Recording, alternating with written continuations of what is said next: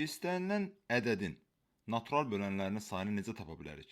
Məsələn, 12 ədədini sadə vuruqlara ayırmış olsaq, 2 üzəri 2 və 3 üzəri 1 şəklində göstərə bilərik.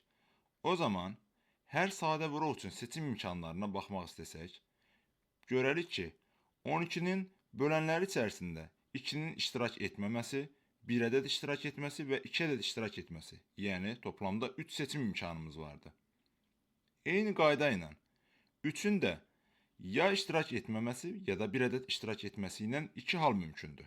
Yəni 2 seçimimiz var.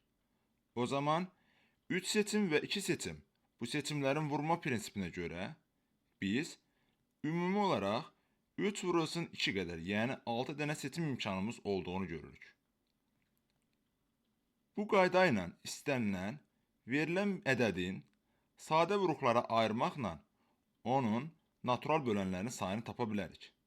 O zaman, ümumi düstur çıxartmağa çalışsaq, düsturumuzu bu şəkildə yaza bilərik. İstənilən böyük A ədədi üçün onu sadə vuruqlara ayrılışını göstərsək, A üstü M, B üstü M və C üstü K bu davamlılıqla yaza bilərik.